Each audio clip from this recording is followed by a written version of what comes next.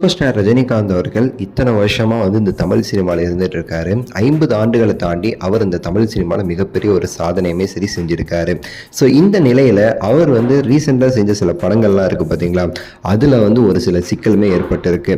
முக்கியமாக பார்த்தீங்கன்னா சந்திரமுகிங்கிற திரைப்படத்திற்கு ரஜினிகாந்த் அவர்களுடைய அந்த ஒரு ஹீரோயிசம் எவ்வளோ முக்கியமோ அதே அளவுக்கு நம்ம காமெடியன் அவர்களான நம்ம வடிவேலு அவர்களுடைய அந்த ஒரு காமெடிஸுமே சரி மிகப்பெரிய ஒரு ஹிட் ஆச்சு.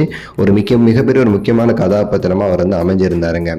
ஒரு என்ன பிரச்சனை அப்படின்னா, அதுக்கடுத்து சிவாஜி திரைப்படத்திற்கு நம்ம வடிவேலு அவர்களை கேட்டிருக்காங்க. பட் ஆனால் வடிவேலு அவர்கள் நடிக்க முன்வர இல்லை. சில வார்த்தைகளுமே விட்டுருக்காரு. வடிவேலு அவர்கள் என்னதான் படத்தில் நம்ம எல்லாருக்கும் பிடிச்சாலும் அவர் ரியாலிட்டியில் கொஞ்சம் கராரான மனுஷன் அப்படிங்கிறது நம்ம எல்லாருக்குமே தெரியும்.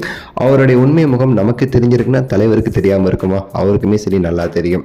குசேலன் திரைப்படத்தில் வடிவேலு அவர்களை காஸ்ட் பண்ணும்போது சூப்பர் ஸ்டாருக்கு ஒரே ஒரு விஷயம் என்ன அப்படின்னா, வடிவேலு எடுக்கிறீங்களா, நல்லா யோசிச்சுக்கங்க, சந்திரமுகி படத்திலே பட்டப்பாடு உங்களுக்கு தெரியும் அப்படிலாம் சொல்லி ரஜினி சாருமே சரி ரெக்வெஸ்ட் பண்ணியிருக்காரு. பட் வாசு சார் இந்த படத்திற்கு கண்டிப்பாக அவர் தேவைன்னு சொல்லிட்டு, எப்படி சந்திரமுகிக்கும் வாசு அவர்கள் தானே டேரக்டர், ஸோ இந்த குசேலன் படத்துக்கு கண்டிப்பாக அவர் தேவைங்கிற மாதிரி ரஜினி சாரை கொஞ்சம் கம்பல் பண்ணி வச்சிருக்காரு.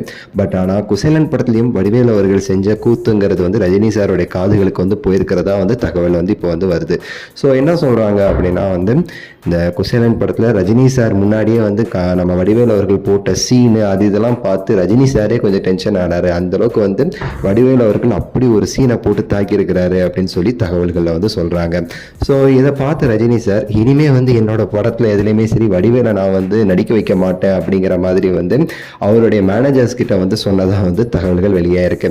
அதுலேருந்து இப்போ வரைக்கும் பார்த்தீங்கன்னா எந்த ஒரு திரைப்படத்துக்குமே சரி ஹீரோ டைரக்டர் வடிவேலு வேணும் அப்படின்னு சொல்லி சொன்னாங்கன்னா கதையை மாத்துங்க, இல்லை வேற மாதிரி காமெடியை போட்டு எடுக்கிற மாதிரி கதையை எழுதுங்கன்னு சொல்லி எப்படியாவது அந்த சிச்சுவேஷன் அவாய்ட் பண்ணிட்டு இருக்கிறாரா சூப்பர் ஸ்டார் அவர்கள். ஸோ இந்த மாதிரி வடிவேலு பேரை கேட்டாலே ரஜினி சாருக்கு இந்த மாதிரி சில கோபங்கள் இருக்கிறதா சொல்றாங்க.